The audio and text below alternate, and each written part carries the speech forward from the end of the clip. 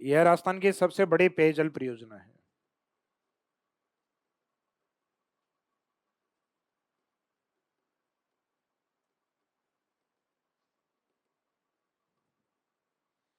यह राजस्थान की सबसे बड़ी पेयजल परियोजना है।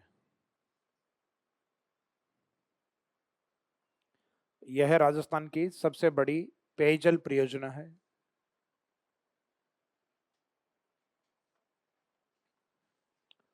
जिससे पेयजल आपूर्ति जिससे पेयजल आपूर्ति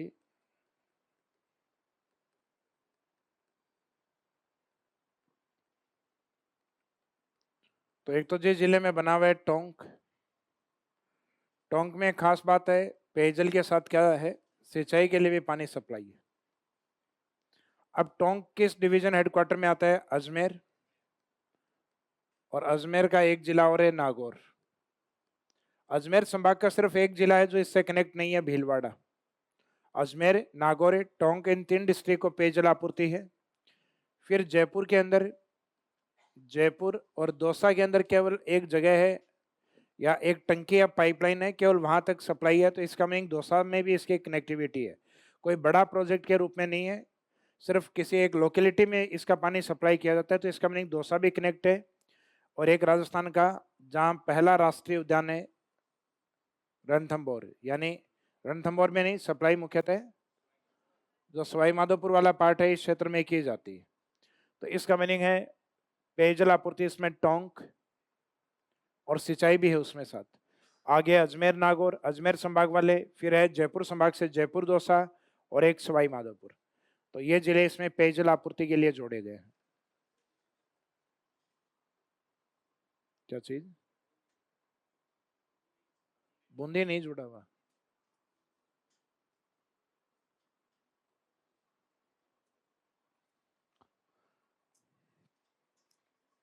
अब इसमें राजस्थान के अंदर कहा जाता है कि जो बिसलपुर बांध है, इसमें बनास में धीरे धीरे पानी की आवक जो है वो धीरे धीरे कम हो रही है। कारण, क्योंकि इसके बीच में जो बनास का जो एरिया है, इससे बहुत सारे लोग हैं जो खनन कार्य से इसकी जो बजरी है वो निकालते हैं।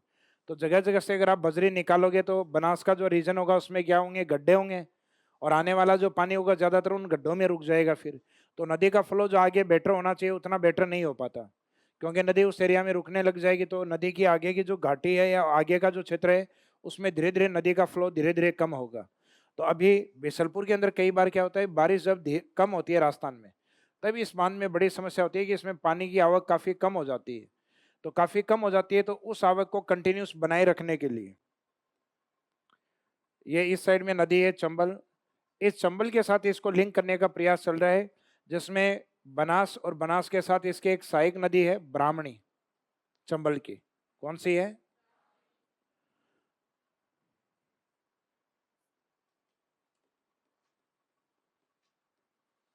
तो इस बनास और ब्राह्मणी नदी को, Brahmani is the part of Chambal, Chambal का हिस्सा है। तो इसका मीनिंग चंबल और बनास को जोड़ने का प्रयास किया जा रहा है, चंबल के कौन से पार्ट को? ब्राह्मणी। तो ये राजस्थान के अंदर रिवर लिंक प्रोजेक्ट या नदी जोड़ो परियोजना का पहला एग्जाम्पल है, जिसमें बनास नदी को चंबल या उसके सहायक नदियों से जोड़ा जाएगा, जिसमें एक कौन है? उसमें से एक ब्राह्मणी है। यह भी कांस्टेबल के पेपर में भी आपसे पूछा गया था कि राजस्थान का बिसलपुर बांध है या राजस्थान की नदी जोड़ो परियोजना में कौन सी नदियों को जोड़ा जाएगा? तो बनास और ब्राह्मणी। और इनके पानी को जोड़ के किसमें सप्लाई? बिसलपुर। और बिसलपुर में अगर चंबल या उसके नदियों को जोड़ा जाता है तो बिसलपुर में पानी की आवक क्या होगी? ज्यादा। तो ज्यादा होगी, तो इस पानी को जब हम आगे की ओर निकालेंगे, तो आगे की ओर पानी को आगे की ओर निकालने का मीनिंग है बनास नदी को आगे की ओर भेजना। तो ये पानी किस बांध में जाएगा आगे? तो आगे जाएगा सवाई माधोपुर इस सरदा बांध में। तो ये बोला जाता है कि जो बिसलपुर का एक्स्ट्रा वाटर है, जैसे बिसलपुर के पानी ऊपर से जब निकलना स्टार्ट कर देता है तो वो जल आगे जाता है सवाई माधोपुर के इसरदा डैम में। तो बिसलपुर का अतिरिक्त पानी किस बांध में भेजा जाता है? इसरदा बांध, सवाई माधोपुर। तो इसमें पेयजल आपूर्ति के बाद में नेक्स्ट पॉइंट में लिखिएगा, जब बिसलपुर में पानी की कमी होती है, ये सॉरी, जब बिसलपुर में, लिखिए कंटिन्यू से ही लिखो, जब बिसलपुर में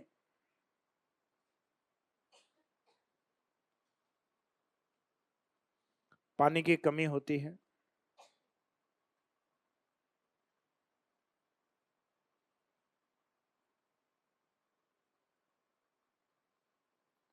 पानी की कमी होती है।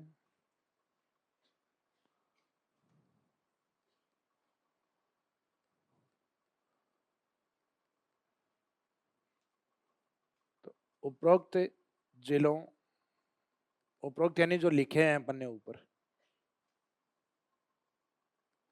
उपरोक्त जिलों में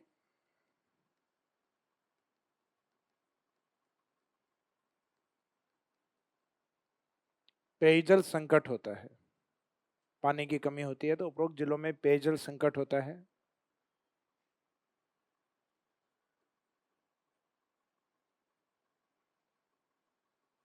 जिसके लिए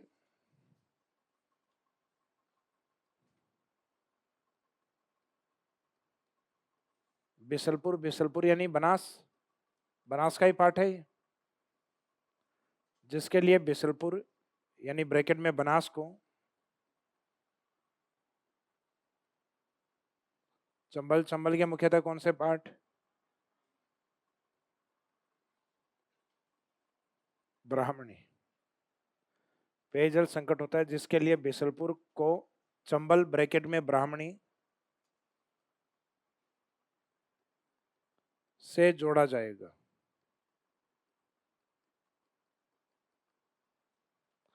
और ये राजस्थान में नदी जोड़ो परियोजना का पहला एग्जाम्पल है, चंबल और बनास वाला को जोड़ा जाएगा। अब जोड़ने से बिसलपुर में जो एक्स्ट्रा पानी होगा वो किस में निकाला जाएगा, तो नेक्स्ट लाइन में लिखो, बिसलपुर के अतिरिक्त पानी को, बिसलपुर के अतिरिक्त पानी को इसरदा बांध में छोड़ा जाता है। बिसलपुर के अतिरिक्त पानी को इसरदा बांध में छोड़ा जाता है। इसरदा के ब्रैकेट में क्या लिखोगे, सवाई माधोपुर। बिसलपुर के अतिरिक्त पानी को, बिसलपुर के अतिरिक्त पानी को इसरदा बांध ब्रैकेट में सवाई माधोपुर में छोड़ा जाता है। इसरदा बांध में छोड़ा जाता है। तो पीछे डायग्राम बनाया था उसमें दोनों डैम बनाए थे अपन ने। तो बिसलपुर में जो एक्स्ट्रा वाटर होगा वो किस में छोड़ा जाएगा, इसरदा में। अब बिसलपुर के आसपास का जो एरिया है उस एरिया में काफी ज्यादा ग्रीनरी डेवलप हो गई है, और जहां ग्रीनरी डेवलप हो जाती है वहां धीरे धीरे वन्य जीव बढ़ना स्टार्ट हो जाते हैं। तो राजस्थान में वन्य जीव जहां बढ़ते हैं उन एरिया को या तो अपन अभ्यारण्य बनाते हैं, और अभ्यारण्य बनाने की स्थिति में नहीं आया है तो हम कंजर्वेशन रिजर्व बनाते हैं।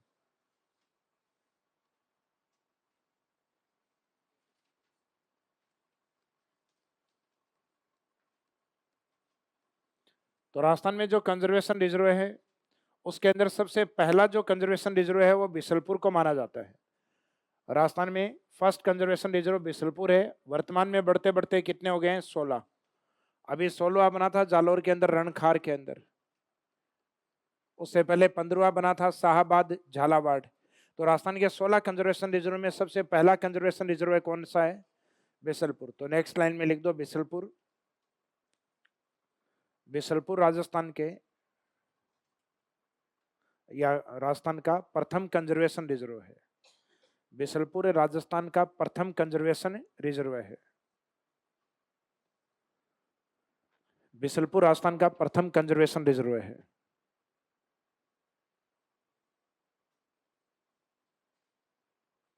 और टूरिज्म डिपार्टमेंट में काफी ज्यादा हाईलाइट है।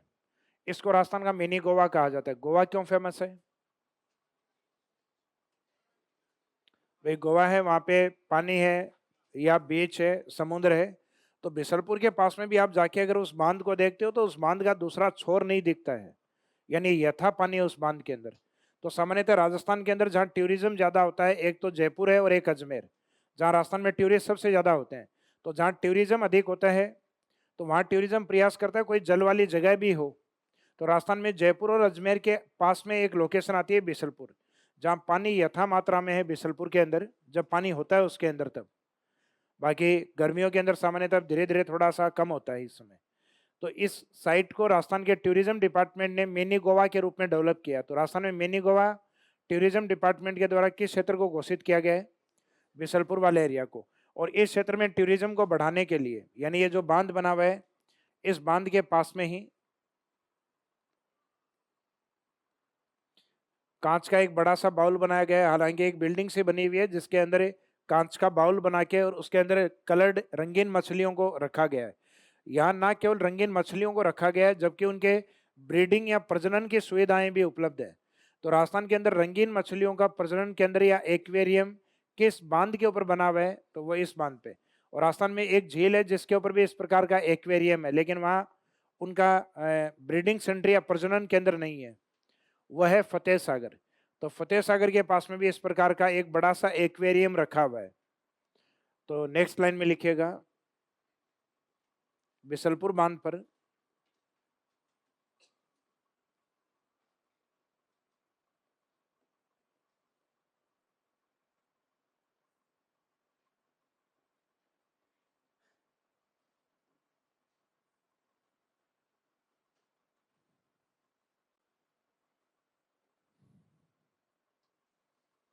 रंगीन सही है क्या?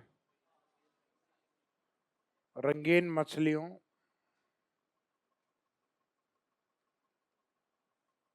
का प्रजनन केंद्र।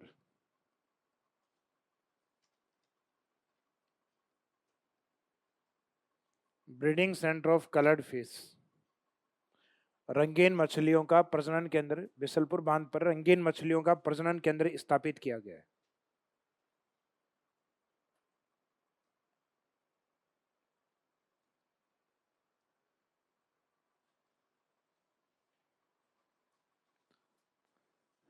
एक देखो, टेक्निकल जो इंस्ट्रूमेंट्स होते हैं उनके माध्यम से बिसलपुर के ऊपर एक नई पद्धति को, जैसे यहाँ पर ये टेक्नोलॉजी मानिएगा, कौन सी? SCADA system. स्काडा सिस्टम क्या होता है? ये एक प्रकार का तकनीकी उपकरण होता है। जैसे किसी बांध के अंदर अपने को पानी सप्लाई करना है, किसी पाइपलाइन के अंदर, इसमें कितना पानी भेजना है, तो आप यहाँ इसके अंदर यूनिट है वो नोट कर दीजिए और इसको स्टार्ट कर दो। उतना पानी जाने के बाद में ये अपने आप बंद हो जाता है। तो पानी को वितरित करने के लिए, भेजने के लिए और उसको नियंत्रित करने के लिए, रोकने के लिए जो सिस्टम लगाया जाता है उसको हम तकनीकी सिस्टम को क्या बोलते हैं? स्काडा। राजस्थान के अंदर ऐसी पहली नहर आईजीएनपी है जिसपे स्काडा सिस्टम लगा हुआ है। क्या लगा हुआ है? SCADA system. राजस्थान में ऐसा पहला बांध बिसलपुर है जिसपे इस टेक्निक को लगाया गया है। तो राजस्थान में स्काडा सिस्टम है वो किस बांध के ऊपर सबसे पहले लग रहा है? बिसलपुर। तो स्काडा क्या होता है? स्काडा एक तकनीकी उपकरण होता है जो पानी को वितरित करता है और नियंत्रित करता है। Water supply and water control. तो पानी को वितरित करना और नियंत्रित करने वाली टेक्नोलॉजी को, इसको क्या कहते हैं? SCADA technique. तो इसके अंदर लिखिएगा, बिसलपुर राजस्थान का पहला बांध है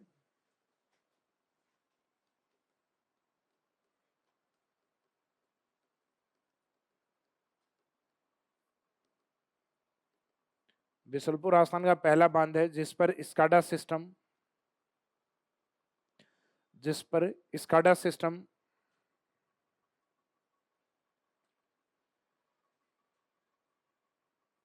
जिस पर स्काडा सिस्टम लगाया जाएगा। लगा नहीं है अभी, स्काडा सिस्टम लगाया जाएगा।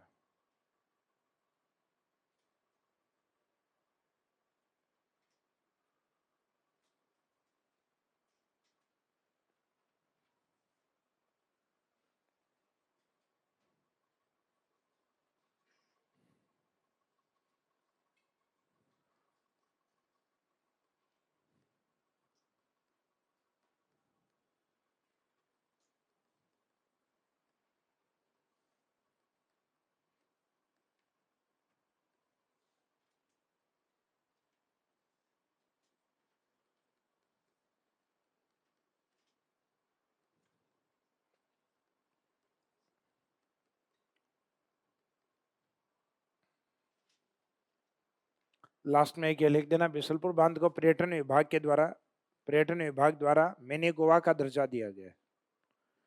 तो राजस्थान में कौन सा डैम है मिनी गोवा के रूप में? बिसलपुर। तो बिसलपुर डैम या Bisalpur is known as mini Goa of Rajasthan state. तो बिसलपुर बांध को पर्यटन विभाग द्वारा मिनी गोवा का दर्जा दिया गया है।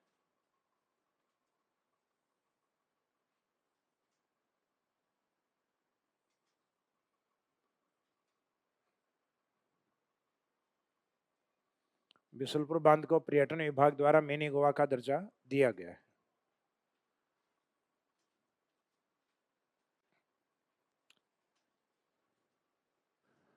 अब अगला नेक्स्ट रिवर लिखिएगा, पॉइंट नंबर 3, आयड या बेडच। आयड या बेडच। आयड या बेडच का उद्गम कहां से है? गोगुंदा से।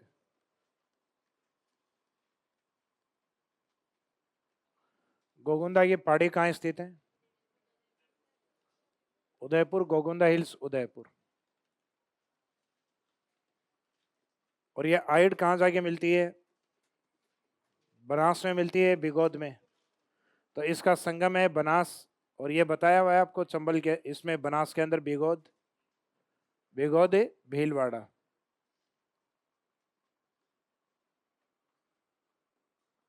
लंबाई का कोई इंपॉर्टेंस नहीं, उद्गम से संगम के बीच का जो एरिया होता है इसका कैचमेंट एरिया।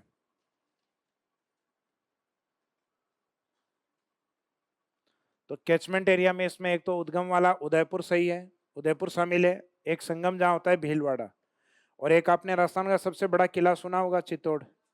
चित्तौड़गढ़ किस नदी के किनारे स्थित है? बेडच एवं गंभीरी। तो इसका मीनिंग ये चित्तौड़ में भी जाती है। तो 2 डिस्ट्रिक्ट तो यहाँ से कवर हो जाएंगे, उदयपुर, भीलवाड़ा और एक चित्तौड़। बनास के दक्षिणी मैदान में और आयड का जो भाग है उसमें एक ही फर्क है, राजसमंद का। अगर राजसमंद चित्तौड़ भीलवाड़ा होता, आरबीसी होता, राजसमंद भीलवाड़ा और चित्तौड़ होता, तब तो होता मेवाड़ का मैदान यानी बनास। और अगर यहाँ आर की जगह यू है, यूसीबी ब्रांड भी आता है ना कपड़ों की, तो यू का मीनिंग उदयपुर है, सी का मीनिंग चित्तौड़ और बी का मीनिंग भीलवाड़ा। तो इसका जो कैचमेंट एरिया वो उदयपुर है, चित्तौड़ एंड भीलवाड़ा है। तो इसके अंदर अपवाद क्षेत्र में लिख दीजिएगा यूसीबी, यानी उदयपुर, चित्तौड़ और भीलवाड़ा।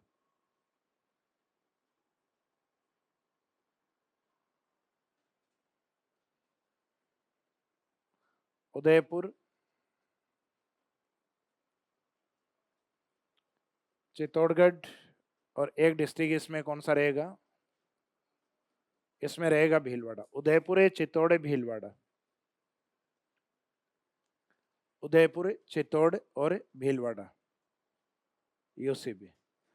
अब इस कैचमेंट एरिया में इसमें मिलने वाली जो प्रमुख नदी है, जैसे कि इसमें ये वाला जो पार्ट है, राजसमंद वाला पार्ट, यहां से मुख्य नदी जाती है जिसका नाम है बनास। राजसमंद के दक्षिण की ओर आप आते हो, साउथ की ओर, तो यहाँ इस साइड में आता है उदयपुर, और उदयपुर की एक पहाड़ी आती है गोगुंदा। गोगुंदा हिल्स कौन से डिस्ट्रिक्ट में? उदयपुर में।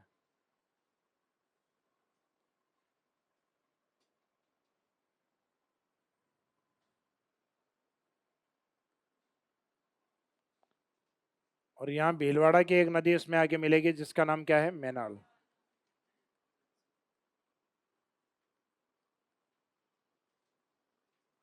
मैनाल, भीलवाड़ा। इस साइड से निकलने वाली, गोगुंदा से निकलने वाली नदी है, इसका नाम है आयड। आयड, या जिसको हम बेडच भी बोलते हैं। आयड या बेडच ये बहते हुए और उदयपुर के अंदर यहाँ एक झील का निर्माण करती है, उदय सागर लेक का।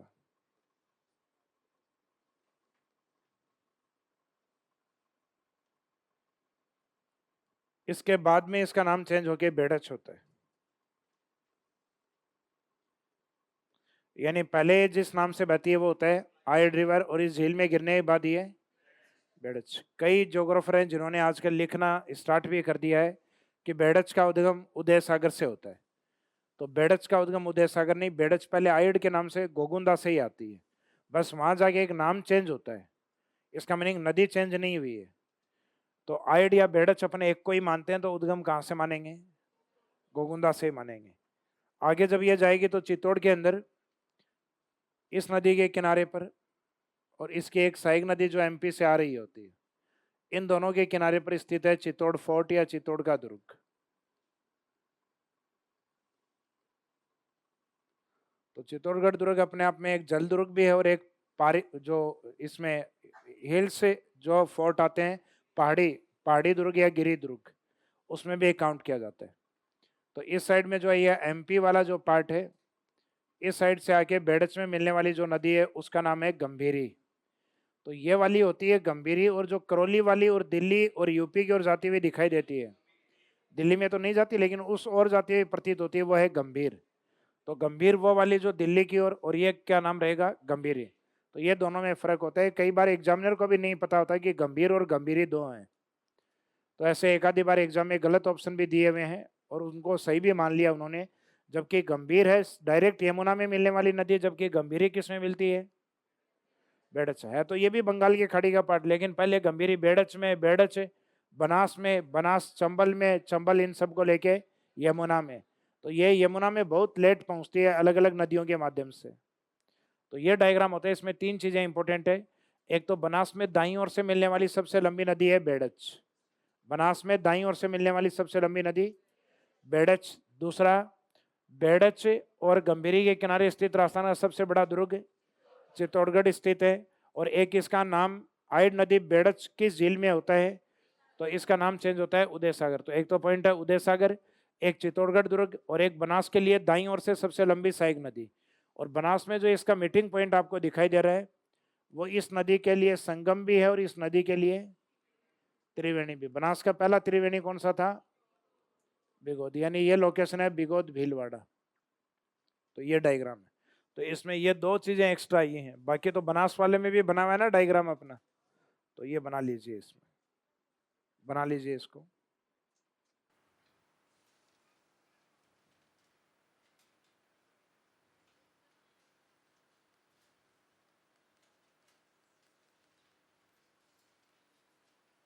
विशेषताओं में लिखो, एक तो फर्स्ट लाइन में लिखो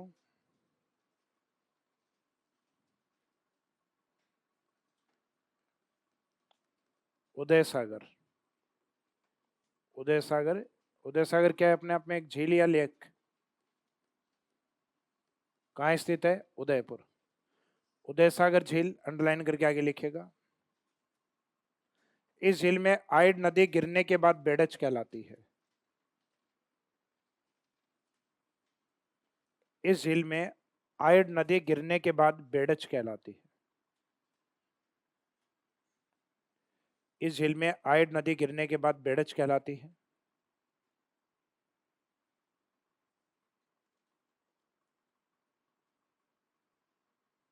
तो एक पॉइंट तो अपना ये हो गया, इस फ्लो के अकॉर्डिंग अगर हम देखें, नदी बह रही है उसमें, कि आइड नदी उदय सागर झील में है, इस झील में गिरने के बाद क्या कहलाती है, बेडच कहलाती है।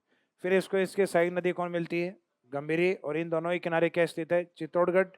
तो नेक्स्ट लिखो चित्तौड़गढ़ दुर्ग।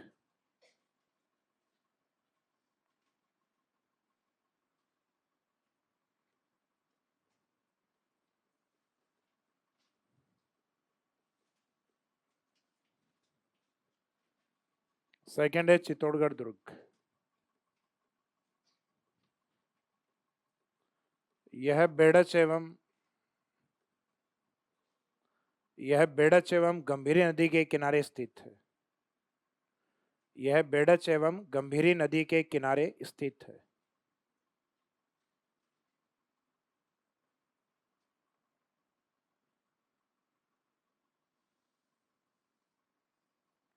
यह बेडच एवं गंभीरी नदी के किनारे स्थित है। Next point number third, Berach Banas में दाईं ओर से मिलने वाली सबसे लंबी सहायक नदी है। बेडच बनास में दाईं ओर से मिलने वाली सबसे लंबी सहायक नदी है।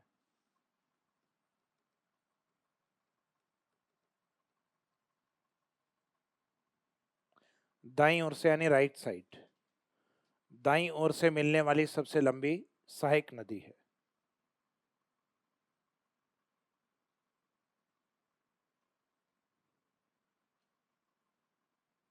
बेडच बनास में दाईं ओर से मिलने वाली सबसे लंबी सहायक नदी है। तो इसका मीनिंग है बनास की सबसे लंबी सहायक नदी बेडच नहीं है, सबसे लंबी सहायक नदी होती है बनास में एक खारी। कौन सी होती है, खारी, लेकिन वो बाईं ओर से मिलती है। जैसे चंबल के लिए बाईं ओर से कौन है, बाईं ओर से बनास है, या सबसे लंबी सहायक नदी चंबल की बनास है, लेकिन दाईं ओर से कौन थी, काली सिंध।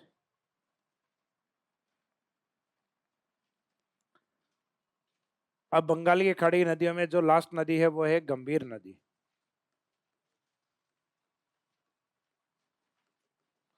गंभीर नदी है, उसका जो उद्गम है वो करौली डिस्ट्रिक्ट से होता है। करौली डिस्ट्रिक्ट में एक तहसील बोली जाती है सपोट्रा। हालांकि इससे काफी ज्यादा डिस्टेंस से निकलती है, काफी ज्यादा दूरी से निकलती है, इसके आसपास से नहीं होगी, दूर से है, लेकिन जनरली फेमस होने के कारण लिखा यही जाता है सपोट्रा।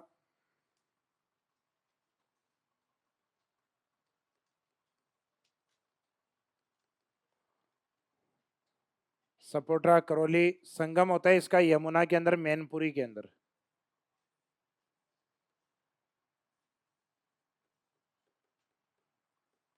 संगम है यमुना।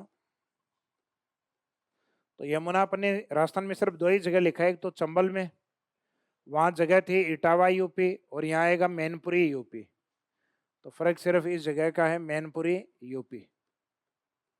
तो उसमें भी संगम यूपी में ही था, लेकिन जगह क्या थी उसमें, इटावा। तो राजस्थान में किस नदी का, राजस्थान की किस नदी का मैनपुरी यूपी में यमुना में संगम होता है, गंभीर। और इटावा में किस नदी का होता है, देन आंसर रहेगा चंबल। और इसके बीच का जो कैचमेंट एरिया या अपवाह क्षेत्र है, लंबाई का इंपॉर्टेंस नहीं है इसमें भी, क्षेत्रफल, सॉरी, कैचमेंट एरिया या अपवाह क्षेत्र। तो अपवाह क्षेत्र में इसमें एक तो जिस जिले से उद्गमित होती है ये करौली, राजस्थान का पूर्वी डिस्ट्रिक्ट आता है धौलपुर, और धौलपुर के जस्ट ऊपर आता है राजस्थान में सूरसेन, सॉरी सूरसेन का पार्ट है ये, करौली, धौलपुर और भरतपुर। राजस्थान के इन तीनों जिलों को अपन संयुक्त रूप से क्या बोलते हैं, सूरसेन। जैसे चार को बोलते हैं ना मत्स्य संघ, उसमें एक को हटा दो, बाकी बचे हुओं को तीन को सूरसेन कहा जाता है, यानी भरतपुर, करौली और धौलपुर। ये ऐतिहासिक काल में जनपदों के नाम थे, और ये राजस्थान के एकीकरण का प्रथम चरण का नाम है, मत्स्य यूनियन 18 मार्च 1948 वाले का। तो इसका कैचमेंट एरिया जो सूरसेन रीजन होता है, यानी B C D, Bharatpur, Karauli और धौलपुर। अब इस कैचमेंट एरिया में इसको मिलने वाली जो प्रमुख नदियां वो रहती हैं इसकी सहायक नदियों के रूप में। तो सहायक नदियां इसमें कौन सी हैं, तो नेक्स्ट पॉइंट में लिखिएगा सहायक नदियां। सहायक नदियां,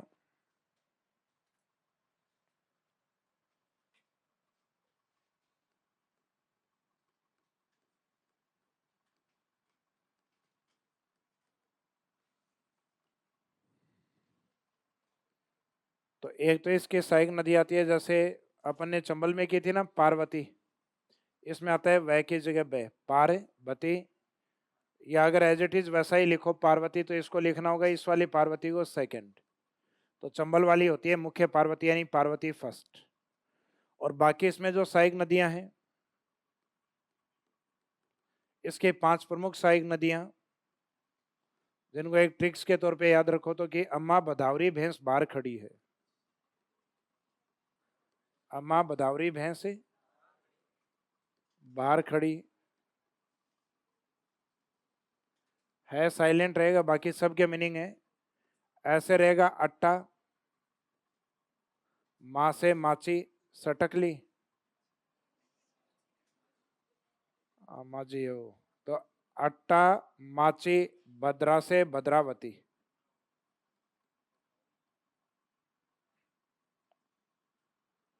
भैंस से रहेगी भैंसावट, बाहर खड़ी से रहेगी बरखेड़ा।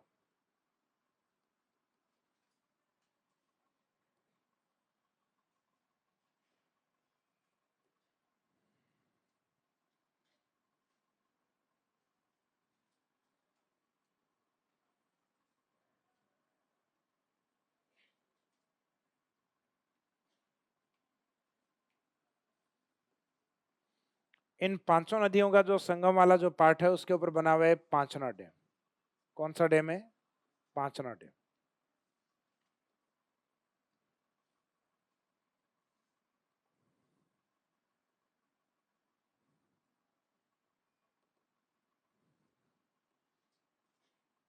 तो इसको पांचना डैम इन नदियों के पांच के पानी आने के कारण बोला गया है। इसमें इसके लोकेशन या स्थिति है ये करौली में है। खास बात यह है जो गंभीर नदी है उसके इस साइड में जो माउंटेन है वो विंध्यन माउंटेन है दोनों ओर। विंध्यन पर्वतमाला वाला पार्ट है उसके अंदर है। और जहां पर्वत है उसके अंदर अपर्दन के कारण इसके नीचे हम मिट्टी के टीले से बने हुए हैं चट्टानी भाग नदी के दोनों ओर। और इन टीलों के इस साइड में माउंटेन खड़ी है। तो इसका मीनिंग है इस बांध इस नदी के जो ये पांचना डैम है इस पांचना डैम के लिए साइड में दीवारें नहीं बनानी पड़ी क्योंकि खुद पर्वतमाला खड़ी है। तो पर्वतमाला से कठोर दीवार थोड़ी ना होगी। तो इसका मीनिंग है इसके सिर्फ आगे की ओर डैम बनाया गया है। तो इसको इसीलिए कहा जाता है कि दोनों ओर इसमें ये जो मिट्टी है तो मिट्टी को सपोर्ट पीछे किसका है? पर्वत का। किसका है? पर्वत का सपोर्ट है। इस कारण इसको कहा जाता है राजस्थान का सबसे बड़ा मिट्टी का बांध। तो मिट्टी के डाल कर उसके अंदर पानी डाल दोगे तो पानी रुक जाएगा। तो इसका मीनिंग मिट्टी का बांध नहीं है, पीछे माउंटेन इसको सपोर्ट करता है। तो सामान्य जहां मिट्टी के पीछे अगर पर्वतमालाओं की स्थिति होती है तो उस प्रकार के डैम को जनरली हम क्या बोल देते हैं? मिट्टी के बांध। वहां दीवार नहीं बनाई जाती जनरली। तो स्थिति इसकी करौली में और ये राजस्थान का सबसे बड़ा मिट्टी का बांध है। तो बड़े मिट्टी के बांध के रूप में इसको बोला जाता है। तो ये लास्ट में इसमें नोट में लिख देना, यह राजस्थान में सबसे बड़ा मिट्टी का बांध है। यह जलापूर्ति किस बांध में करता है? बाणगंगा वाले अजान बांध में। स्थिति करौली।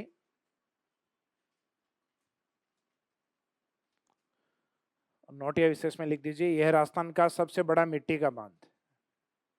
यह है राजस्थान का सबसे बड़ा मिट्टी का बांध। यह है राजस्थान का सबसे बड़ा मिट्टी का बांध है।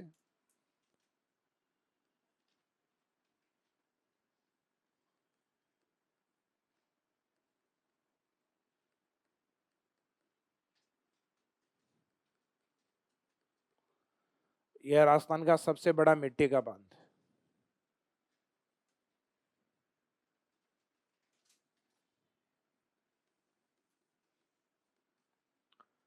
जिससे अजान बांध, अजान बांध कहाँ स्थित है? केवलादेव भरतपुर।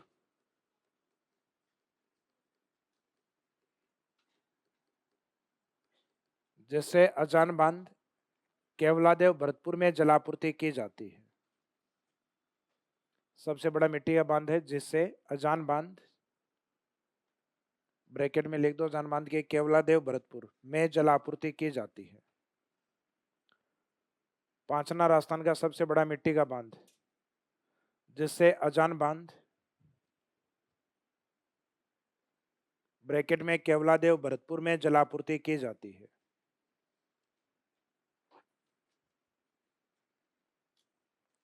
जिससे अजान बांध, ब्रैकेट में केवलादेव भरतपुर में जलापूर्ति की जाती है।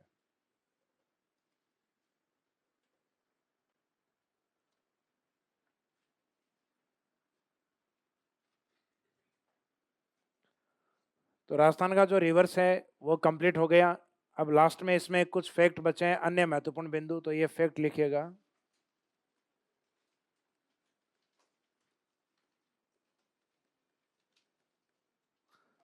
राजस्थान के अंदर वो जिले जहां किसी नदी के प्रमाण नहीं मिले हैं तो उसमें बीकानेर को माना जाता है।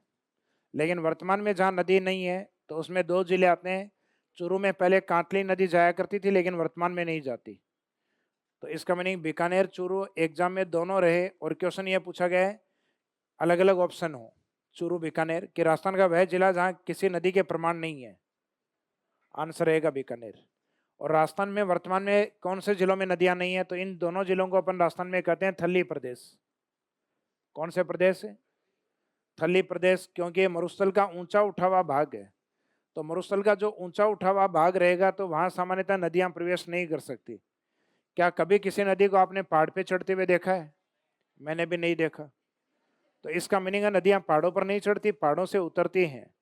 तो राजस्थान के अंदर बीकानेर, चूरू वो जिले हैं जिनकी हाइट डेजर्ट डिस्ट्रिक्ट में अधिक है, मरुस्थलीय जिलों में ज्यादा है।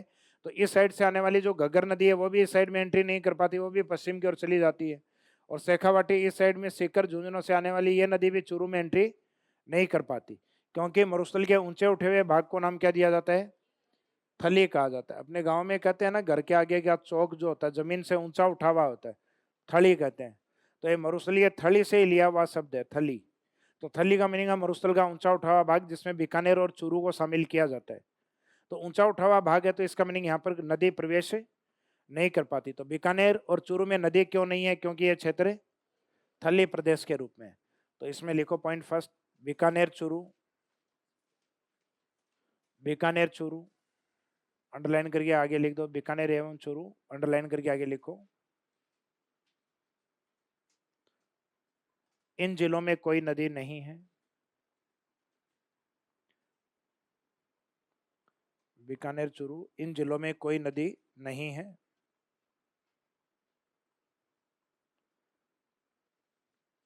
कोई नदी नहीं है क्योंकि, रीजन क्या है वो भी लिख दो, क्योंकि यह मरुस्थल का ऊंचा उठा हुआ भाग है। ऊंचा उठा हुआ भाग ब्रैकेट में क्या लिखोगे? थली।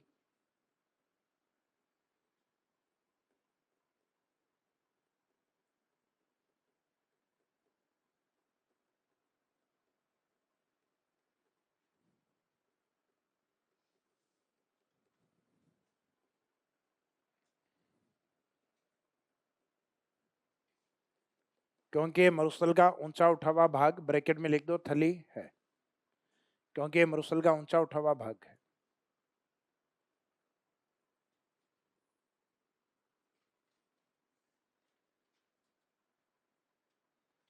अब इसका बिल्कुल अपोजिट होता है, जहां नदियां अधिक हैं, यहाँ कोई नदी नहीं थी, जबकि नदियां अधिक कौन से एरिया में होती हैं? चित्तौड़गढ़। चित्तौड़गढ़ राजस्थान का वह जिला है जहां राजस्थान में सर्वाधिक नदियां हैं। चित्तौड़गढ़ राजस्थान का वह जिला है जहां राजस्थान में सर्वाधिक नदियां हैं।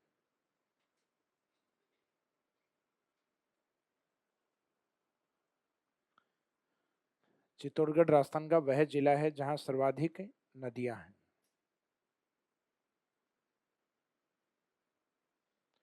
जहां सर्वाधिक नदियां हैं। चित्तौड़गढ़ राजस्थान का वह जिला है जहां सर्वाधिक नदियां हैं।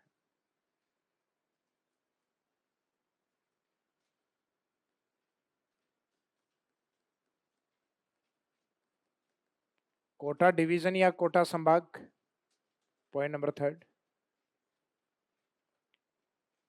कोटा संभाग राजस्थान में सर्वाधिक नदियों वाला संभाग। तो जिला तो कौन सा है नदियों वाला? चित्तौड़। और संभाग कौन सा है? कोटा संभाग। कोटा संभाग राजस्थान में सर्वाधिक नदियों वाला संभाग। कोटा संभाग राजस्थान में सर्वाधिक नदियों वाला संभाग।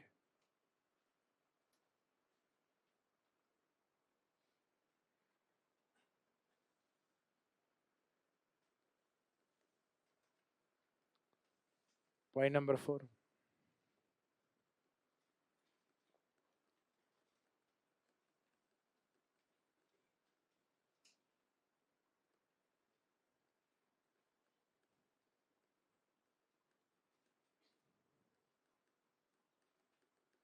राजस्थान की लंबी नदियां, लॉन्गेस्ट रिवर ऑफ राजस्थान।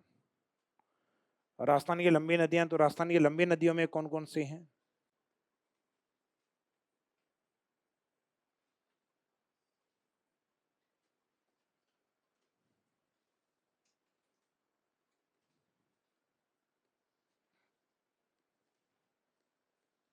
उत्तर में राजस्थान में लंबी नदी है घग्गर। राजस्थान के दक्षिण में लंबी नदी है आदिवासी क्षेत्र में लंबी नदी माही।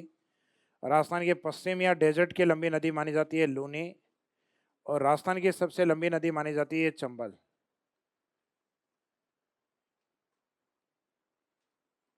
केवल यह पूर्णतः राजस्थान में बहने वाली सबसे लंबी नदी है बनास। तो राजस्थान में अलग अलग तरीके से अलग अलग लंबी नदियां हैं। उत्तर में घग्गर, पश्चिम में लूनी या डेजर्ट में सबसे लंबी लूनी, दक्षिणी आदिवासी क्षेत्र में माही। और राजस्थान की लंबी नदी या पूर्वी राजस्थान की लंबी नदी चंबल। तो राजस्थान की और पूर्वी राजस्थान की एक ही है, और केवल या पूर्णतः राजस्थान में बहने वाली, तो उसमें आंसर रहता है बनास। और राजस्थान की सबसे लंबी अंतः प्रवाही नदी घग्गर, और राजस्थान में बहने वाली अंतः प्रवाही नदी, देन आंसर रहेगा कांतली, में के अंदर रहेगा कांतली। तो इस तरीके से लंबी नदियों को लेके अलग अलग कॉन्सेप्ट हैं, राजस्थान में अलग अलग आंसर हैं। तो इसमें पहली लाइन में लिखिए उत्तरी राजस्थान,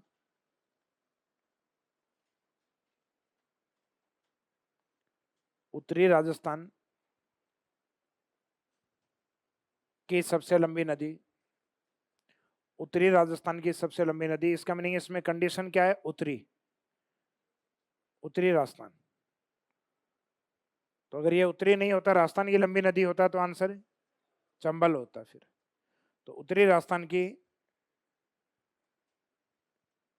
राजस्थान, उत्तरी राजस्थान की लंबी नदी या उत्तरी राजस्थान की सबसे लंबी नदी, आगे डेस्क करके लिख दो घग्गर। अब उत्तरी की जगह नेक्स्ट लाइन में क्या लिखोगे, पश्चिमी राजस्थान या मरुस्थलीय क्षेत्र में सबसे लंबी नदी, पश्चिमी राजस्थान या मरुस्थलीय क्षेत्र की सबसे लंबी नदी, या मरुस्थलीय क्षेत्र की सबसे लंबी नदी।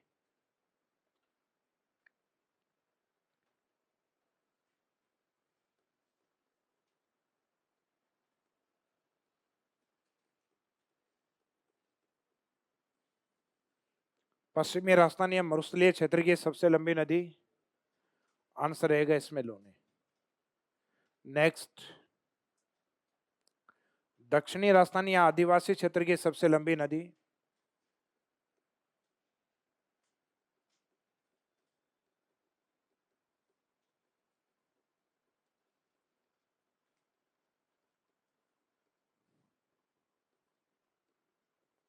दक्षिणी राजस्थान या आदिवासी क्षेत्र की सबसे लंबी नदी, और आगे लिखिएगा माही।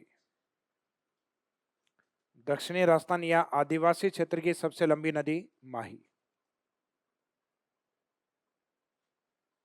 नेक्स्ट लिखिए, पूर्वी राजस्थान या राजस्थान की सबसे लंबी नदी, पूर्वी राजस्थान या राजस्थान की सबसे लंबी नदी,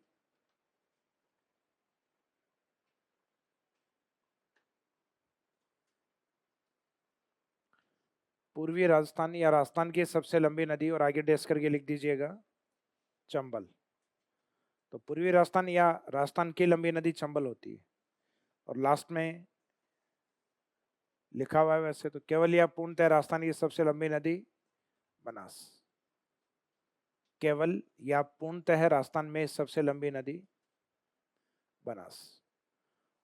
तो ये अलग अलग कॉन्सेप्ट में अलग अलग लंबी नदियां होती हैं, उत्तर में अलग है, सदन में अलग है, पश्चिम के अकॉर्डिंग अलग है, पूर्व के अकॉर्डिंग अलग है, केवल या पूर्णतः राजस्थान में आंसर रहेगा बनास। तो राजस्थान की लंबी नदियों के अंदर ही है। अब राजस्थान में अगर लंबी नदियों का एक अवरोही क्रम या घटता हुआ क्रम आपसे पूछा जाए तो कौन कौन सी नदियां रहेंगी, तो लंबी नदियों के अकॉर्डिंग एक तो सबसे लंबी नदी राजस्थान में कौन सी है, चंबल, चंबल के बाद में माही, माही के बाद में रहती है बनास, और बनास के बाद में रहती है अपने लूनी। क्योंकि चंबल का जो डेटा है 1051 किलोमीटर टोटल लेंथ आएगी लंबाई में, तो माही का होता है 5, 6 बीच में 7, बनास का है 512, यानी जो चंबल का डेटा है उसका माही और बनास का आधा है। ये 1000 में है तो ये दोनों डेटा 500 पे है, एक 576 पे है और एक 512 पे। लूनी का 500 में से 5 कम है, 495 किलोमीटर। तो नेक्स्ट पॉइंट नंबर 5 में लिखो, लंबाई के अनुसार राजस्थान की नदियों का अवरोही क्रम किसके आधार पर है, लंबाई के आधार पर। लंबाई के अनुसार राजस्थान की नदियों का अवरोही क्रम,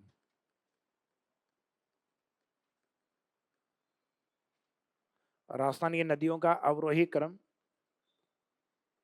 तो अवरोही क्रम में चारों नदियों का क्रम लिख दो क्रम वाइज, लंबाई के अनुसार अवरोही क्रम। तो आप ये ध्यान रखना, आपने 4 लंबी नदियां हैं उनको घटते हुए क्रम में पढ़ा है, पहले अधिक लंबी फिर उससे छोटी। तो इन्हीं 4 नदियों को उल्टे क्रम में भी पूछा जाता है एग्जाम में। 4 बड़ी नदियों को देखे पूछा जाता है इन नदियों का आरोही क्रम बताओ, बढ़ता हुआ क्रम।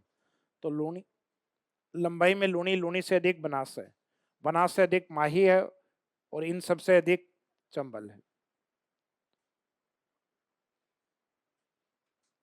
तो अवरोही क्रम कौन सा होता है? घटता हुआ क्रम।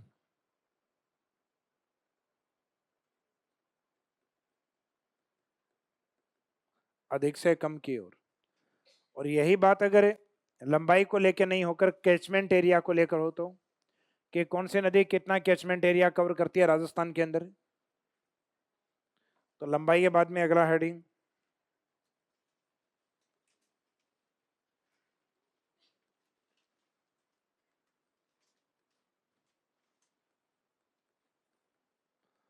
अपवाह क्षेत्र राजस्थान में, अपवाह क्षेत्र राजस्थान में सर्वाधिक। तो ये जो 4 नदियां मैंने अभी आपको बताई, इनमें राजस्थान में सबसे लंबी नदी कौन सी है? राजस्थान, केवल राजस्थान या पूर्णतः राजस्थान में? तो बनास का कैचमेंट एरिया राजस्थान में सबसे ज्यादा है। उसके बाद में है लूणी का, उसके बाद में है चंबल का, और चंबल के बाद में। तो जब कैचमेंट एरिया या अपवाह क्षेत्र की बात आती है तो ये जो नीचे वाली दो है इनको उठा के कहाँ रख दो? ऊपर। तो अपवाह क्षेत्र के अनुसार राजस्थान में सर्वाधिक। अब सर्वाधिक को इनको किस क्रम में लिखेंगे? घटते हुए क्रम में। तो इसका मीनिंग सबसे पहले जो लिखा है वो अधिक है, फिर कम है। तो इसका मीनिंग कैचमेंट एरिया में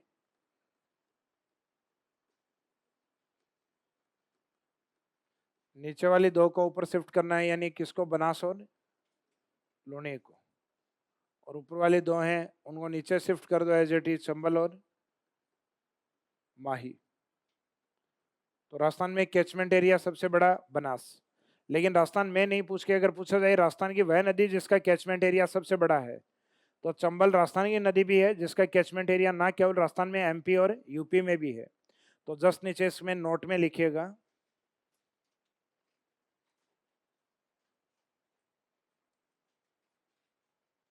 नोट में लिखिएगा राजस्थान की वह नदी जिसका अपवाह क्षेत्र सबसे बड़ा है। राजस्थान की वह नदी जिसका कैचमेंट एरिया सबसे बड़ा है।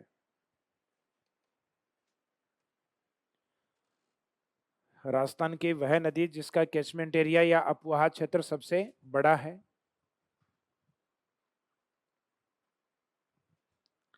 जिसका अपवाह क्षेत्र सबसे बड़ा है। और आगे डेस्क करके इसमें लिख दीजिएगा कितना है, सॉरी कौन सी नदी है इसमें? चंबल। आगे डेस्क करके लिख दो चंबल।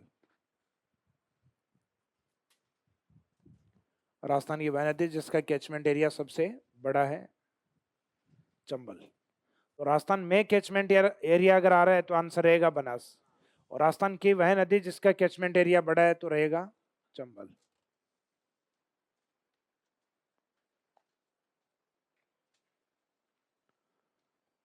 जो नदियां होती हैं इसमें जो मुख्य नदी होती है उस मुख्य नदी के क्षेत्र को कहा जाता है मुख्य बेसिन। क्या नाम दिया जाता है? मुख्य बेसिन। और इनकी जो सहायक नदियां होती हैं उसको नाम दिया जाता है उप बेसिन। कौन सा बेसिन होता है? उप बेसिन। तो राजस्थान में उप बेसिनों की संख्या अगर देखी जाए तो राजस्थान में लूणी वो नदी होती है जिसके उप बेसिन सबसे ज्यादा होते हैं। जैसे चंबल है तो चंबल में जैसे एक अपन ने देखी काली सिंध नदी, वो काली सिंध नदी कई नदियों को लेकर आ रही है, लेकिन उप बेसिन में कितनी काउंट होंगी? केवल एक काली सिंध काउंट होगी। तो उसमें सिर्फ उप बेसिन का मीनिंग होता है सहायक नदियां, यानी उप सहायक नदियों को काउंट नहीं किया जाएगा। यानी जो गौण उप बेसिन है, सहायक की जो सहायक है उसको इसमें काउंट नहीं किया जाता। तो माना जाता है कि राजस्थान में जो लूणी नदी है उसके अंदर आने वाली जो नदियां हैं, डायरेक्ट मिलने वाली मुख्य नदियां, उनकी संख्या कितनी है? 12। तो राजस्थान में उप बेसिनों की संख्या यानी सहायक नदियों की संख्या सबसे ज्यादा जो डायरेक्ट आने वाली हैं उन नदियों में सबसे ज्यादा लूणी के पास मानी जाती है। 12 उप बेसिन माने जाते हैं। अगर लूणी ऑप्शन में नहीं हो तो, लूणी ऑप्शन में नहीं हो तो उसके बाद में आएगा बनास। जैसे अभी पहले पॉइंट नंबर 7 वाला ये पॉइंट लिख लीजिए, उसके बाद में बताएंगे इसमें।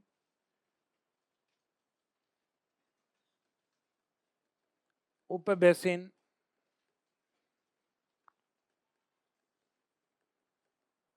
राजस्थान में सर्वाधिक, यानी इसमें बात अपन किसके कर रहे हैं? उप बेसिन की।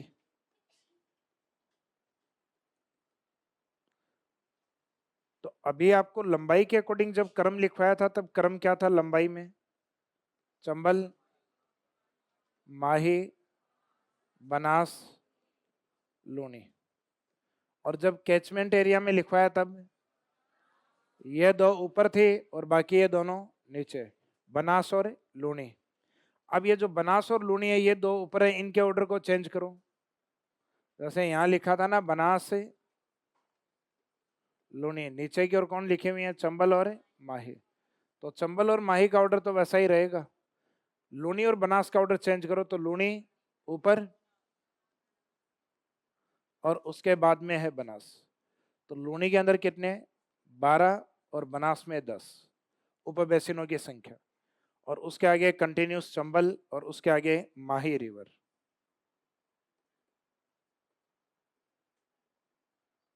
लूनी जिसमें 12 नदियां और बनास है जिसमें 10 नदियां।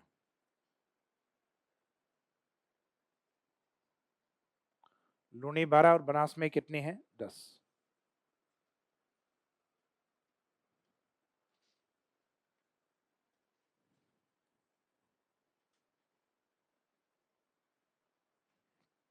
तो राजस्थान में सबसे ज्यादा उपबेसिन किस नदी के पास है? लूनी। ये अच्छा क्वेश्चन है। राजस्थान में उपबेसिनों की संख्या, कैचमेंट एरिया को लेकर राजस्थान में अगर क्वेश्चन आता है तो सबसे बड़ा कैचमेंट एरिया बनास। तो याद इसी क्रम में क्या करो, लंबाई को लेकर पहले लंबाई वाला याद कर लो। अपवाह क्षेत्र वाले में नीचे वाले दो को ऊपर शिफ्ट करना होता है। जब ऊपर शिफ्ट कर दोगे तो आएगा बनास और लूनी। और जब उपबेसिनों की बात आती है तो ऊपर जो शिफ्ट किया था उनके ऑर्डर को आपस में चेंज करना होता है, यानी लूनी, बनास, चंबल और माही। तो राजस्थान के अंदर सबसे ज्यादा उपबेसिनों की संख्या किसमें होती है? लूनी। उपबेसिनों की संख्या जनरली एग्जाम में नहीं पूछी जाती कितनी होती है, तो इसमें सबसे ज्यादा याद रख लेना। हालांकि इसकी काउंटिंग ज्यादा वाले की याद रख लो 12 है, बाकी धीरे धीरे आगे की ओर जाएंगे तो वैसे वैसे क्या हो जाएंगे? कम।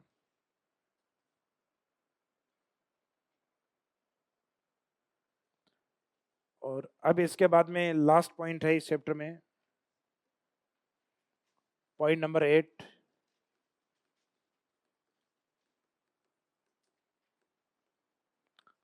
राजस्थान के प्रमुख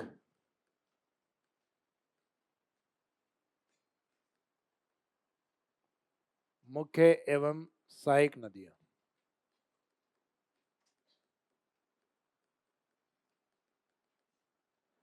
राजस्थान की प्रमुख मुख्य एवं सहायक नदियां।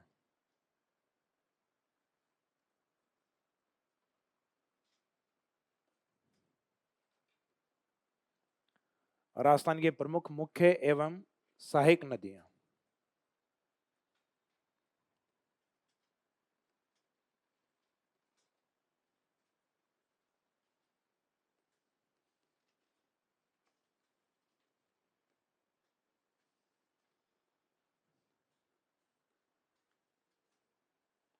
एक बनास आती है और एक राजस्थान में पश्चिमी बनास आती है। तो इसके अंदर जो नदियां अभी तक अपन ने जो चैप्टर पढ़ा है उसका कंक्लूजन है, वैसे ही ये कोई नया पॉइंट नहीं है। तो राजस्थान में बनास आती है, तो बनास किसको इंडिकेट करती है?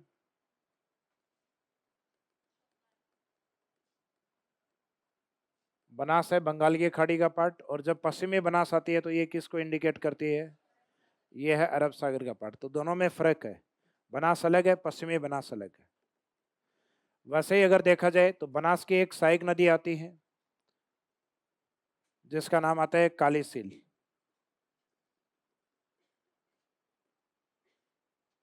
और एक आती है काली सिंध। तो ये दोनों आती तो एक ही उपवा तंत्र में बंगाली की खाड़ी में, लेकिन काली सील पार्ट ऑफ बनास, ये बनास में जाती है। और काली सिंध पार्ट ऑफ चंबल, ये चंबल में जाती है। तो इसका मीनिंग इन दोनों में डिफरेंस है, काली सील बनास। तो तो ऐसे अब कुछ मैच करते हुए शब्द रहेंगे जिनके अलग अलग आंसर हैं। यानी अभी जो चैप्टर अपन ने पढ़ा है उसमें कंफ्यूज करने वाले जो पॉइंट थे उनको रिपीट कर रहे हैं अपन। तो बनास है, इसका मीनिंग बंगाल की खाड़ी का पार्ट। जो 4 प्रमुख नदियां लिखवाई थी उसमें बंगाल की खाड़ी में था बनास। अरब सागर की जो 4 प्रमुख नदियां लिखवाई थी उसमें एक नाम लिखा था अपन ने वेस्ट बनास या पश्चिमी बनास, जो कि लिटिल कच्छ के रन में जाके समाप्त होती है, जिसके किनारे आबू और डीसा नगर स्थित है। माउंट आबू राजस्थान का हिल स्टेशन किस नदी के किनारे स्थित है? पश्चिमी बनास। तो काली सिल और काली सिंध। इसके बाद में नेक्स्ट पॉइंट नंबर 3,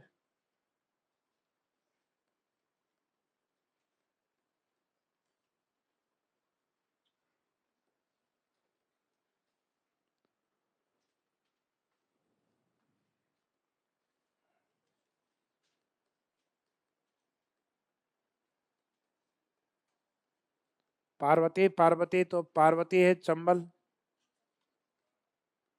और पार्वती है ये चंबल की तरह जो यमुना में डायरेक्ट जाती है गंभीर।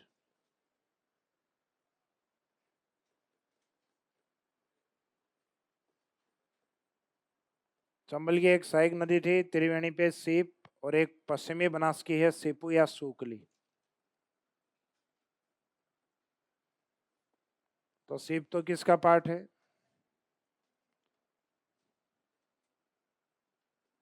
चंबल का सीपू और सूकली है पश्चिम बनास।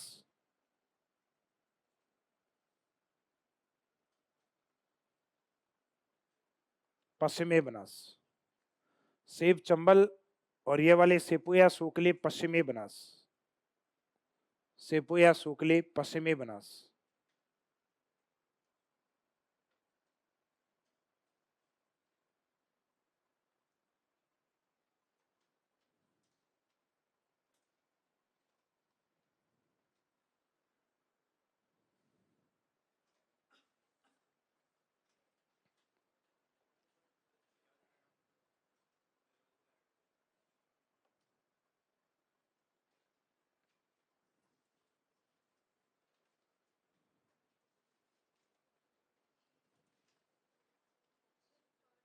स्टार्टिंग वाले में क्या देख रहे थे क्या? सिर्फ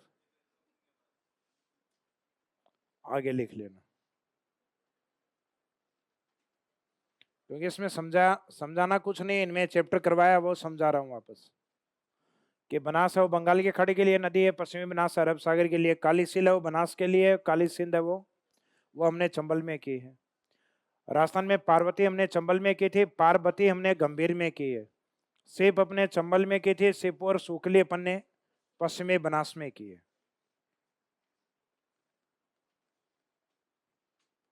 ये मानसी वाली आपने बनास में, और ये मानसी आपने वाकल में। ये तो थी बनास में अपनी काली डाकण मासी वाली, और ये मानसी किस में जा रही है? मानसी वाकल।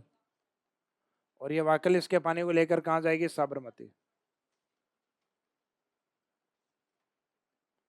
तो ये साबरमती की सहायक नदियां होती हैं मानसी वाकल। मानसी है वो वाकल में गिरती है, वाकल इसको लेके साबरमती में जाती है।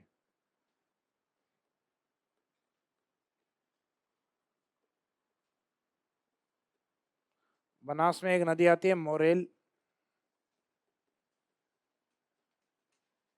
और एक आती है मोरेन।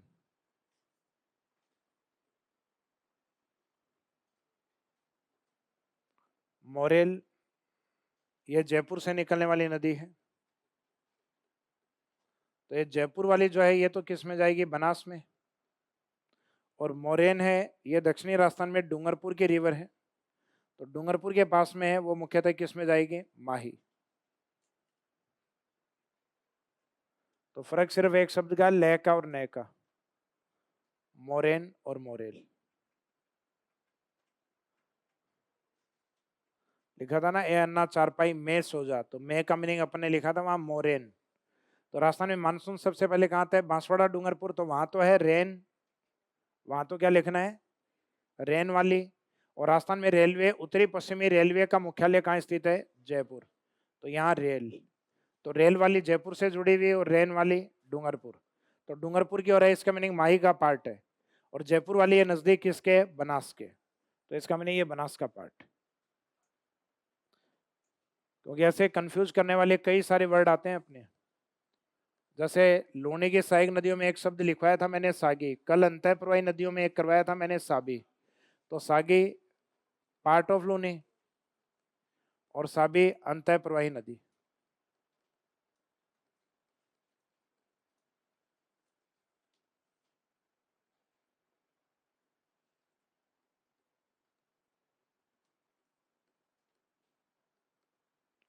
अंतः प्रवाही नदी।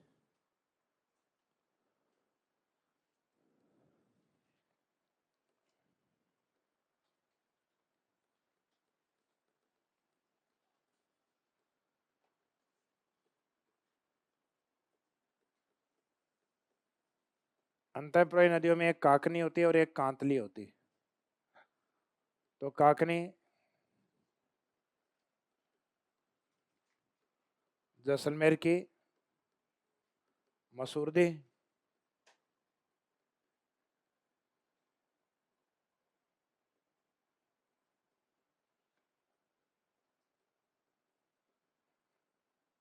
यह है तोरावाटी क्षेत्र की नदी। दोनों अंतःप्रवाही हैं, तो उस आधार पे तो दोनों सेम ही है, अंतःप्रवाही अंतःप्रवाही।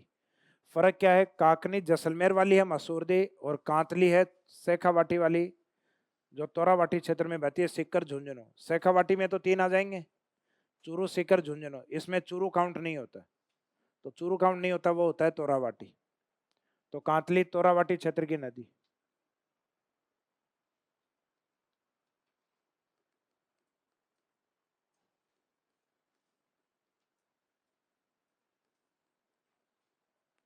रूपा रेल, तो ये रेल होती है अलवर और भरतपुर वाली। अलवर से किस साइड में जाती है, भरतपुर। ए से बी में, अलवर से भरतपुर। भरतपुर में जाएगी कौन सी झील बनाती है, भरतपुर में मोती झील में। और जो रूपनगढ़ है, ये रूपनगढ़ कहाँ पर है, अजमेर। तो इसका मीनिंग रूपनगढ़ वाली है अजमेर से निकलकर, और ये कहाँ जाती है, ये जाती है सांबर। ये सांबर झील।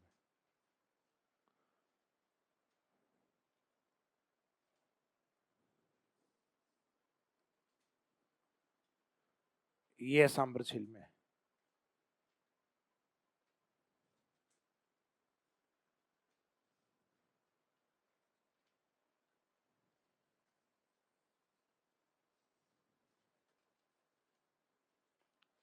रूपा रेल और ये रूपनगढ़।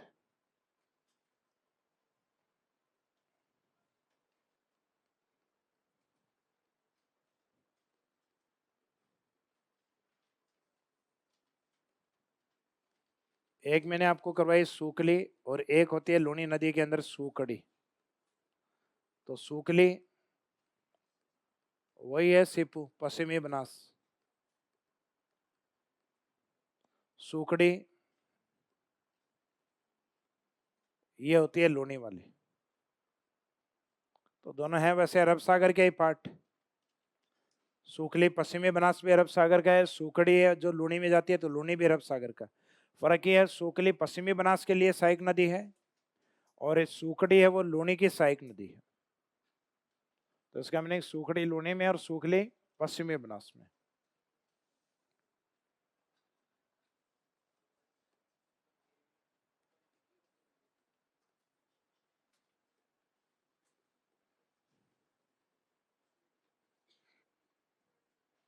गंभीर और गंभीरी वाला लिखवा दिया था क्या,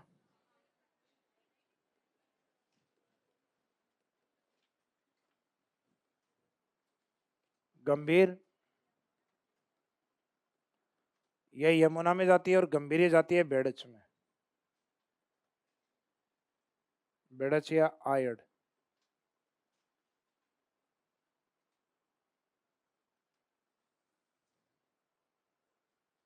गंभीर यमुना वाली और गंभीरी है बेड़च या आयड वाली।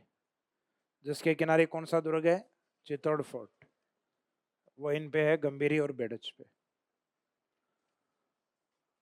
और लास्ट में एक खारी, खारी और खारी। एक नदी आएगी बांडी और बांडी। तो ये लास्ट वाले जो 2 नदियां अपन लिखेंगे, बांडी बांडी और एक खारी, खारी खारी वाला, इसमें नदियों के नाम सेम है। तो इसका मीनिंग एग्जाम में डिसाइड, अभी तक तो नदियों के नाम में फर्क आ रहा है, लगभग मैच होते हुए हैं, लेकिन मैच नहीं है एक दूसरे से। सूकली है तो दूसरी सूकड़ी है, एक गंभीर है तो दूसरी गंभीरी है। लेकिन अब बिल्कुल सेम नाम आएंगे तो उसमें डिसाइड करेंगे उद्गम स्थान के आधार पे, और वो एग्जामिनर आपको देगा। अगर एग्जामिनर ये कह रहा है कि राजस्थान की वह बांडी नदी जो अजमेर से उद्गमित होती है, अजमेर से उद्गमित होती है, तो अजमेर वाली है आना सागर वाली। कौन से वाली है? आना सागर झील का निर्माण करती है वो। ये आती है बनास के अंदर। और अगर बांडी आपके पश्चिमी राजस्थान पाली से निकलने वाली है, जिसमें मैंने एक हेमावास बांध भी करवाया था, राजस्थान की केमिकल रिवर जिसको अपन ने लिखा था, तो अगर ये पाली वाली है तो इसका मीनिंग ये नदी किसका पार्ट है? फिर ये लूनी का पार्ट है। और इन दोनों में ज्यादा फेमस कौन सी है? लूनी वाली। गलती से बाई चांस एग्जाम में ये आ गया कि बांडी किसके सहायक नदी, ऑप्शन में लूनी भी आ गया और बनास भी आ गया, दोनों आ गए, तो प्राथमिकता लूनी वाले को देनी है भाई। क्वेश्चन वैसा अगर दोनों आगे डिलीट होगा वैसे। कहीं बांडी दोनों में ही आती है, अजमेर वाली बांडी आती है बनास में और पाली वाली बांडी जाती है लूनी के अंदर।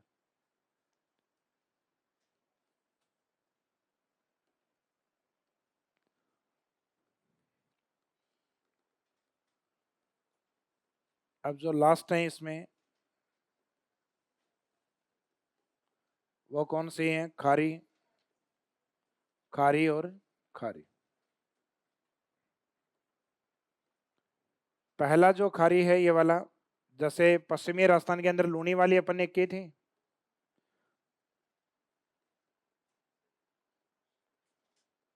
उसका उद्गम होता है सैरगांव पहाड़ी सिरोही से। सैरगांव पहाड़ी सिरोही से उद्गमित होती है। ये पार्ट होती है वैसे लूनी अपवाह तंत्र का, यानी कौन से अपवाह तंत्र में आती है? अरब सागर। तो एग्जामिनर अगर आपको ये देता है सैरगांव पहाड़ी सिरोही से उद्गमित या सैरगांव पहाड़ियों से उद्गमित खारी नदी किस अपवाह तंत्र का पार्ट है? अरब सागर या लूनी अपवाह तंत्र का हिस्सा है। खारी वो जो नागौर से उद्गमित होती है, नागौर से, और जो सांबर में आती है, तो सांबर में आने वाली नदियां ये किसके एग्जाम्पल के तौर पे मानी जाती हैं? अंतः प्रवाह। तो ये अंतः प्रवाही नदी है खारी नागौर वाली। और एक मैंने आपको बिजराल हिल्स वाली करवाई थी,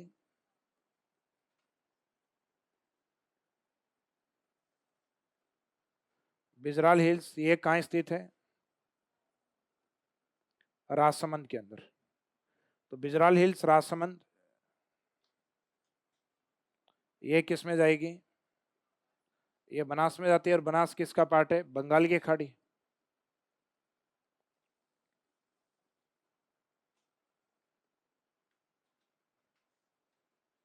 बंगाल की खाड़ी।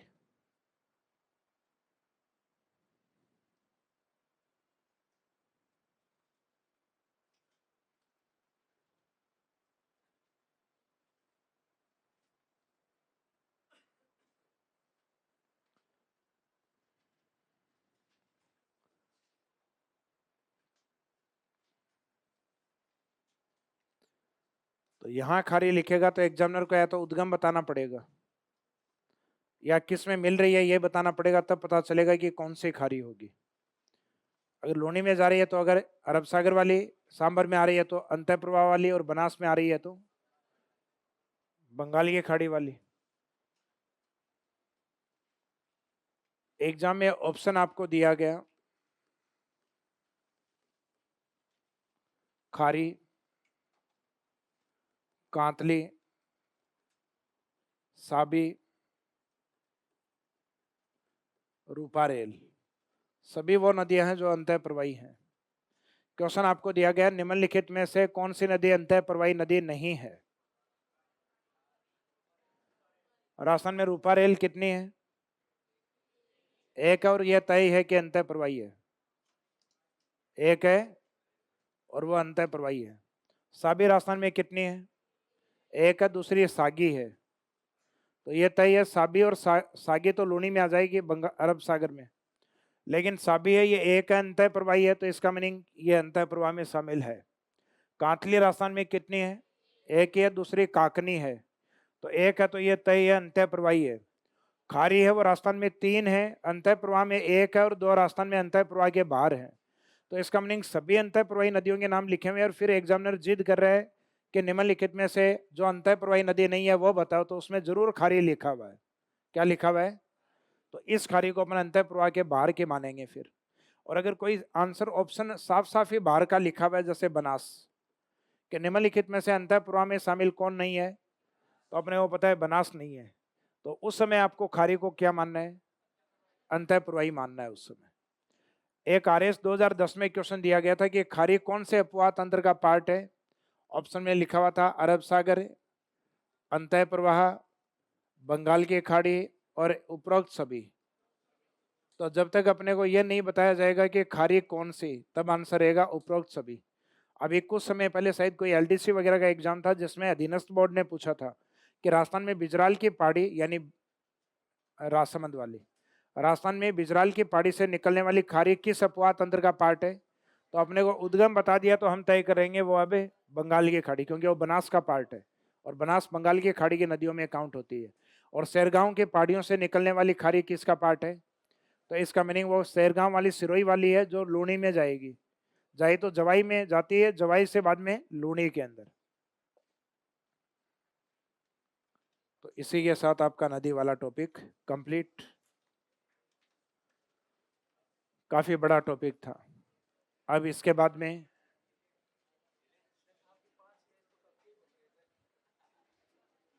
क्या चीज?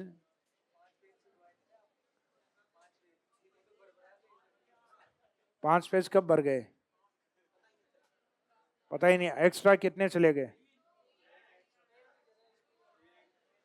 बिल्कुल परफेक्ट किसके पेज में आया है? बिल्कुल सही जिनके पेजेस में आया है। एक भी कैंडिडेट नहीं है। आपका भी सही है, बचा है।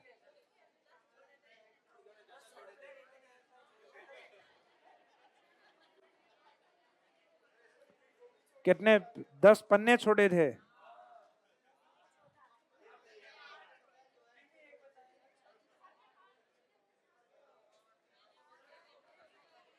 कोई बात नहीं है, लास्ट वाला ये बाहर निकला होगा मेरे हिसाब से तो ज्यादातर। तो ये लास्ट वाला वैसे तो कोई पार्ट नहीं था, ये नदियों का ही रिवीजन था, लेकिन ये टॉपिक पढ़ने के बाद पढ़ना तो ये इजीली समझ में आ जाएगा कि नदियों में क्या डिफरेंस है। अभी लास्ट वाली क्लास किसकी है आपकी?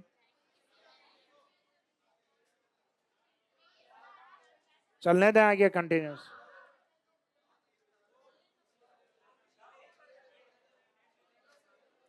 भाई कितने जने चाहते हो कंटिन्यूस किया जाए? भाई 1 बजे तक ही तो है मेरी क्लास।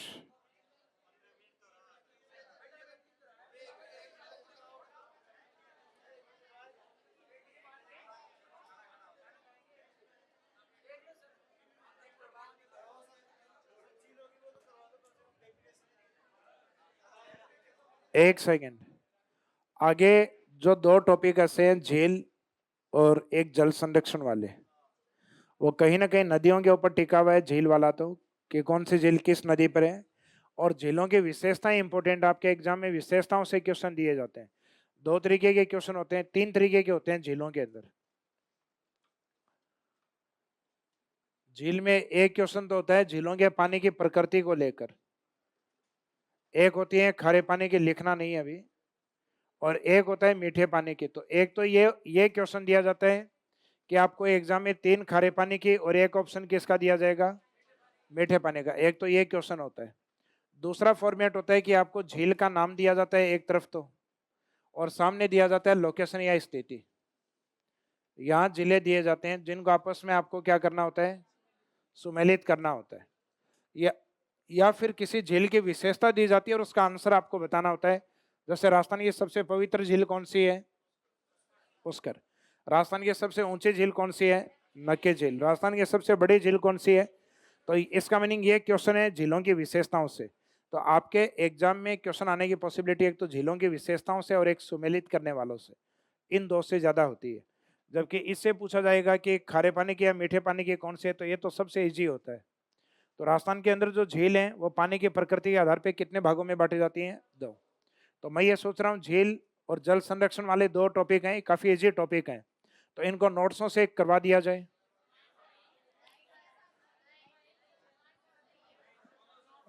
देखो लिखने का फायदा कुछ नहीं है इन टॉपिकों के अंदर।